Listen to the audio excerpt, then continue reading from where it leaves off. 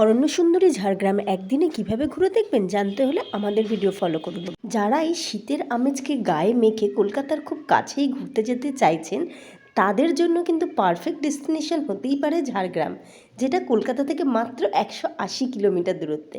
একদিনে গিয়ে আবার ফিরে আসতে পারবেন, সারাদিন কাটাতে পারবেন সবুজে ঘেরা মনোরম পরিবেশের মধ্যে, নিতে পারবেন বিশুদ্ধ অক্সিজেন। তো চলুন একদিনে কিভাবে ঝাড়গ্রাম থেকে ঘুরে আসবেন সম্পূর্ণ ট্যুর প্ল্যান দেখে নিন। হাই, আমি মৌমিতা। হাই, আমি প্রান্তিক। Welcome to our channel explorer Moumita প্রান্তিক। আচ্ছা, আমি হচ্ছে একজন বিজনেস ওম্যান, মানে আমার একটি কসমেটিক শপ আছে। আমি ডক্টর প্রান্তিক কুটিয়া, কনসালটেন্ট ফিজিওথেরাপিস্ট। দুজনকেই টাইম অ্যাডজাস্ট করে ঘোরার প্ল্যানিং করতে হয়, তাই ঘুরতে যাই কিভাবে ঘুরি। আপনারা কিন্তু অবশ্যই আমাদের চ্যানেলকে সাবস্ক্রাইব করুন আর আমাদের সাথে থাকবেন, লাইক করবেন, কমেন্টস করবেন।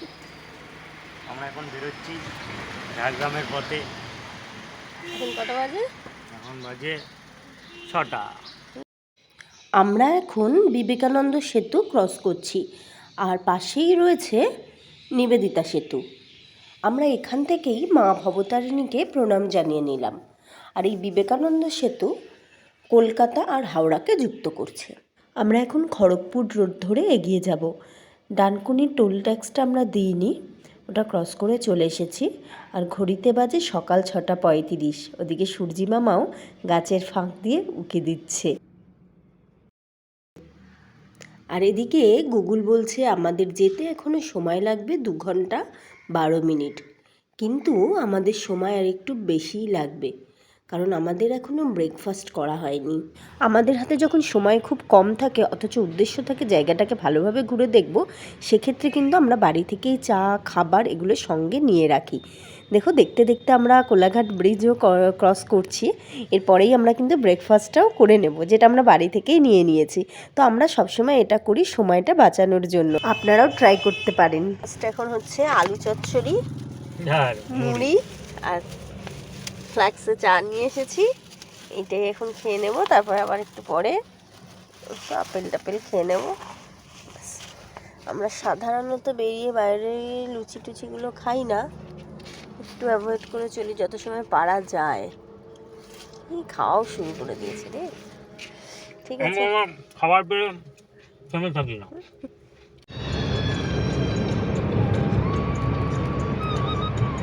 সুন্দর রাস্তাটা লাগছে, সোজা রাস্তা, মাখনের মতো না? 112-13-তে চলছে।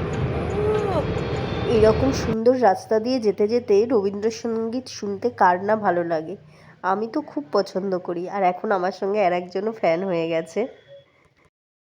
এখানে দেখাচ্ছে টোলগেট এখনও 1 কিলোমিটার, মানে আমরা বালিভাষা টোলের দিকে এগিয়ে যাচ্ছি। এখানে টোল ট্যাক্স নেবে 80 টাকা। এর আগে আমরা ধুলাগড়ের টোল দিয়েছি, দক্ষিণেশ্বরের টোলটা দিতে হয়নি।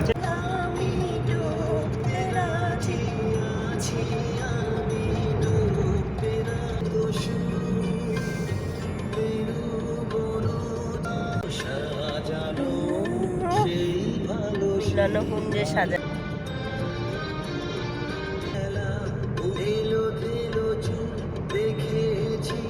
সবুজের মাঝখান দিয়ে রাস্তাটা চলে গেছে, সবুজ রাস্তায় যেন আশীর্বাদ করছে। দেখো সবুজ গাছগুলো।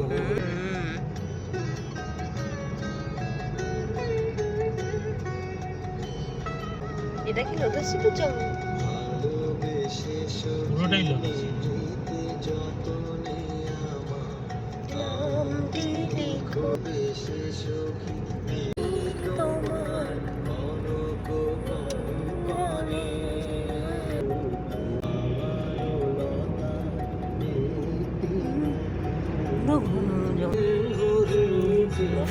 জাস্ট ওয়াও লাগছে,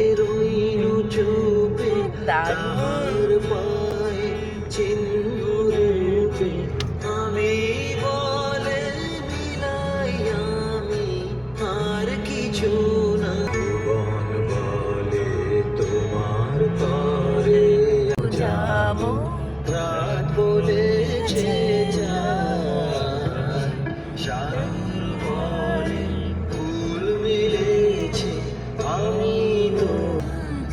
এখানে আসতে বলে দিতে হবে। এলিফ্যান্ট থেকে এলিফ্যান্ট গুলো ক্রস করে। পুরো ঘন জঙ্গল।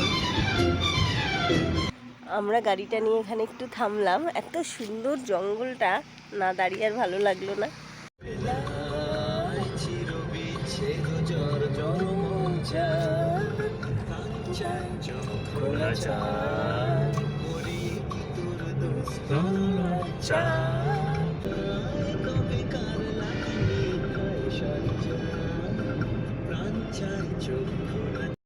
একদিকে প্রকৃতির অপরূপ সৌন্দর্য আর অপরদিকে রবি ঠাকুরের গান শুনতে শুনতে আমরা যে কখন পৌঁছে গেলাম আমাদের ডেস্টিনেশনে আমরা বুঝতেও পারিনি। এখন বাজে সকাল 10টা আর আমরা পৌঁছে গেছি সাবিত্রী মন্দিরে। এখানে এখন পুজো চলছে, চলো মন্দিরটা দর্শন করে নিই। আর হ্যাঁ, তোমরাও যদি এরকম সবুজের মাঝখানে প্রাণ ভরে নিঃশ্বাস নিতে চাও তো বলবো বেরিয়ে পড়ো ঝাড়গ্রামের উদ্দেশ্যে। চলো এবার আমরা যাব ঝাড়গ্রাম রাজবাড়ি দেখতে। হ্যাঁ, এখানে আর একটা জিনিস বলে রাখি, যদি রাজবাড়ির ভেতরে ঘুরে দেখতে চাও তাহলে কিন্তু আগে থাকতে অনুমতি নিয়ে রাখতে হবে। তোমরা যদি কাছাকাছি কোনো হোটেলে থাকো সেখান থেকেও অনুমতি নিয়ে রাখতে পারো, যদি তাদের কাছে সেই রকম কোনো ব্যবস্থা থাকে। আর রাজবাড়ির বাইরেই রয়েছে কিন্তু রেস্টুরেন্ট, এটা ওয়েস্ট বেঙ্গল গভর্নমেন্টের। এখানে ট্যুরিস্ট কমপ্লেক্সও আছে, এখানে যদি কেউ থাকতে চাও তো আগে থাকতে বুকিং করতে পারো ওয়েবসাইট থেকে। এটা ওয়েস্ট বেঙ্গল গভর্নমেন্টের যে ওয়েবসাইট রয়েছে ওখান থেকে বুক করতে হবে। খুব সুন্দর জায়গাটা। এই গেস্ট হাউসগুলো ছাড়া রাজবাড়ির ভেতরেও কিন্তু থাকা যায়। আর আমরা এইবার চলে যাব খোয়াবগাঁয়ের দিকে, যেটা দেখার জন্য আমার মনটা ছটফট করছে। শুনেছি খুব সুন্দর একটা ছোট্ট গ্রাম। যাচ্ছি এবার খোয়াবগাঁয়ের দিকে। আবারও এই সবুজকে উপভোগ করতে করতে আমরা চলে যাব খোয়াবগাঁ। শুনেছি এটা একটা ছোট্ট গ্রাম, সেটা নাকি পুরো ছবির মতো আঁকা, কিন্তু আমরা চাক্ষুষ গিয়ে যেটা দেখলাম সেটা আরও সুন্দর। শহরের কোলাহল থেকে অনেক দূরে মাঠের পর মাঠ পেরিয়ে গিয়ে একটা ছোট্ট গ্রাম, ছবির মতো তো আঁকা বটেই, সেখানে মোরগের ডাক ছাড়া আমরা আর কোনো আওয়াজ পেলাম না, এত শান্ত নিরিবিলি পরিবেশ। এই পথ যদি না এই যে ডিয়ার পার্ক, হ্যাঁ সামনে এইটা ডিয়ার পার্ক। এই যে ও জঙ্গলমহল জুওলজিক্যাল পার্ক বা ডিয়ার পার্ক এটাকেই বলে।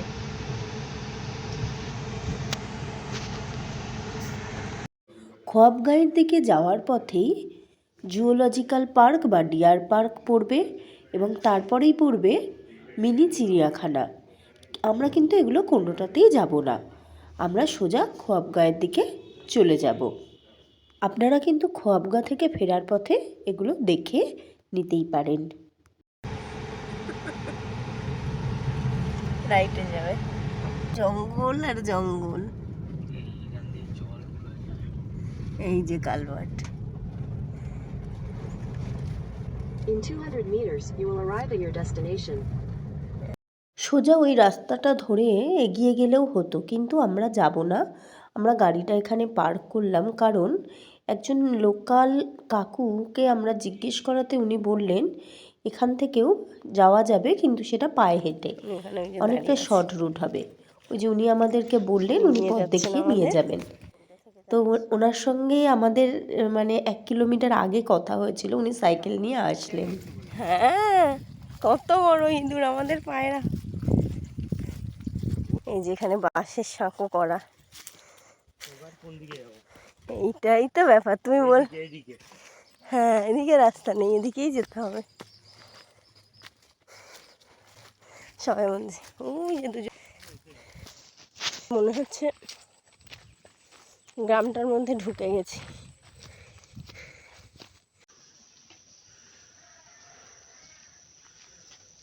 এখানে সাহায্য দিয়ে এখানে কি থালা বাসন কি সব দেখেছিলাম না?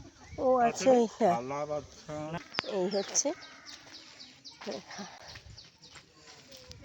ওই ভদ্রলোক আমাদেরকে জানালেন যে এখানে কিছু ডোনেশন দিলে তাহলে এখানে ভিডিও বা ফটো তোলা যায়। ওখানে একটা ছোট্ট শপ মতো করা আছে যেখানে গ্রামের মানুষরাই নিজেরা হাতে বিভিন্ন জিনিস তৈরি করে বিক্রি করে।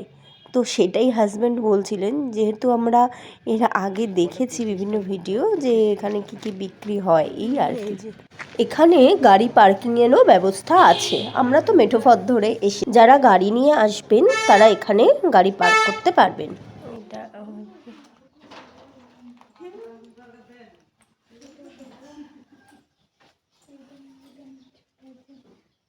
হ্যাঁ, ওরাই বেছে দিক ভালো হবে।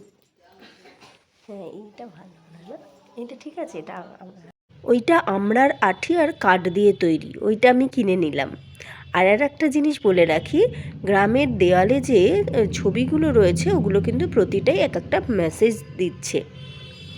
খোয়াবগাঁয়ের থেকে বেরিয়ে আমরা যাত্রা শুরু করলাম চিল্কিগড়ের দিকে। আমরা এখন পৌঁছেও গেছি চিল্কিগড়ের কনক দুর্গা মন্দিরে। তবে বাইরে থেকে দেখে প্রথমে বুঝতে পারছিলাম না যে মন্দিরের কাছাকাছি আমরা চলে এসেছি। আমরা সামনের দিকে এগিয়ে যাব, এখানেই গাড়ি পার্কিংয়ের ব্যবস্থা রয়েছে, কিন্তু সেটা বাইরে থেকে দেখে কোনোভাবেই বোঝা সম্ভব নয়। খুব সুন্দর রাস্তাটা। ওখানে গাড়ি পার্কিং করে আমরা হেঁটে চলে যাব মন্দিরের দিকে। শুনতে পাচ্ছেন কি সুন্দর পাখির ডাক, পুরো ঘন। এখানে পার্ক রয়েছে। এই যে এই পাশে সব পুজোর ডালার দোকান আছে, এখান থেকে ফুল মিষ্টি কিনে পুজো দিতেই পারেন। তবে একটা জিনিসে খুব সাবধান, এখানে কিন্তু প্রচুর হনুমান ঘুরে বেড়াচ্ছে। ডালা নিয়ে যেতে যেতে ওরা তার আগেই, ঠাকুরকে দেওয়ার আগে প্যাকেট নিয়ে পালাচ্ছে। আর এই যে মন্দিরের পাশ থেকেই বয়ে চলেছে ডুলুং নদী, কি স্বচ্ছ জল, খুব সুন্দর। কনক দুর্গা মন্দিরের চারিপাশটা খুব সুন্দর, পাশ দিয়েই বয়ে চলেছে ডুলুং নদী। পুরো আশপাশটা সবুজে মোড়া, পুরো ঘন জঙ্গল, মানে খুব সুন্দর। কেউ যদি চান এখানে এসে একটা দিন থাকবেন, সেটা কিন্তু থাকতেই পারেন, কারণ এখানে নতুন অতিথিশালাও তৈরি হয়ে গেছে। খুব সুন্দর। এই যে ডুলুং নদী, কি সুন্দর স্বচ্ছ জল। এই নদী দেখতে দেখতেই এই পথ ধরে আমরা পৌঁছে যাব চিল্কিগড়ের রাজবাড়ির দিকে। চিল্কিগড় রাজবাড়ি, ওটা বোধহয় শিব মন্দিরের পাশে। গাড়ি নিয়েই ঢোকা যাচ্ছে, আমরা গাড়িটা নিয়ে ঢুকছি। একটু ঘুরে দেখে নেব।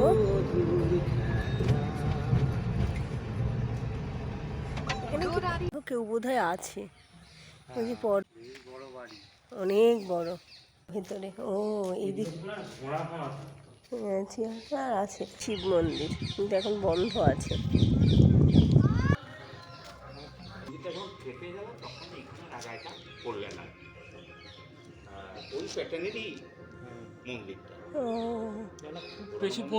পুরনো হলে সিমেন্ট দিয়ে বানায়। ইনি রাধা গোবিন্দ মন্দিরের পুরোহিত। আমরা এবার গিদনির জঙ্গল দেখে নিলাম। অ্যাকচুয়ালি ওখানে কিছু ফটোশ্যুট করলাম। গিদনির জঙ্গল দেখে আমরা যাব বেলপাহাড়ি। আমরা চলেছি বেলপাহাড়ির দিকে। কি সুন্দর, এটা দেখে কেউ বল। এখন বাজে 3টে, আর আমাদের কিন্তু ঝাড়গ্রাম ট্যুর পুরোপুরি কমপ্লিট হয়ে গেল, একদিনের একটা ট্যুর। এবার আমরা চলে যাচ্ছি বেলপাহাড়ির দিকে। বেলপাহাড়ির ইন্দিরা চকে গিয়ে কাঁচা লঙ্কা রেস্টুরেন্টেই আমরা আজকে লাঞ্চ সারবো, আর আজকের রাত্রি যাপন আমরা বেলপাহাড়িতেই করব। ঝিঙ্গু রাস্তাটা, আমাদের কিন্তু একদিনের ঝাড়গ্রাম ট্যুর কমপ্লিট হয়ে গেল। আমরা যেহেতু আগামীকাল বেলপাহাড়ি করব, তো সেই জন্য আমরা বেলপাহাড়ির দিকে যাচ্ছি, আর ওখানেই আমরা কাঁচা লঙ্কা রেস্টুরেন্টে লাঞ্চ করে নেব।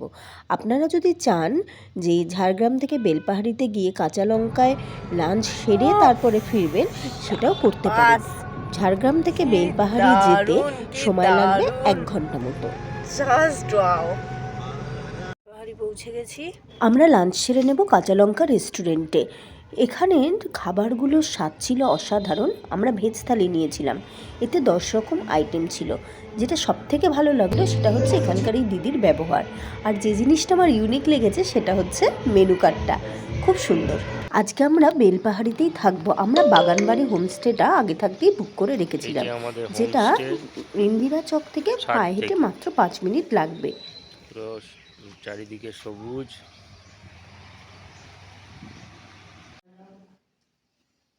এই যে হোমস্টে, ডাইনিং হল। হোমস্টেটা দেখতে দেখতে আর একটা তথ্য দিয়ে রাখি, আমাদের কিন্তু দমদম থেকে ঝাড়গ্রাম যেতে সময় লেগেছিল 3 ঘন্টা 45 মিনিট, আর ঝাড়গ্রাম দেখা কমপ্লিট হয়ে গেছিলো 3টের মধ্যে। তো আপনারা যদি চান ওটা দেখে আবার ফিরেও যেতে পারেন। খুব সুন্দর শান্ত পরিবেশ, সকালবেলা মোরগের ডাকেই ঘুম ভাঙবে। এখানে পুকুরও আছে, মাছ ধরার ব্যবস্থাও রয়েছে। আর এই যে মাঠ হাউস তৈরি হচ্ছে, আর ইনি হচ্ছেন এই বাড়ির মালিক। গাড়ি নিয়ে আসলে কোনো চিন্তার কারণ নেই, এখানে গাড়ি রাখারও সুন্দর ব্যবস্থা রয়েছে। গতকালকে এসে আমরা ভিডিও করতে পারিনি যেহেতু সন্ধে হয়ে গেছিল। এখন সকাল 8টা আর আমরা এখন হোমস্টে থেকে বেরিয়ে যাচ্ছি। আজকে আমরা পুরো বেলপাহাড়িটা ঘুরে দেখে নেব। তো পরের ভিডিও ফলো করো।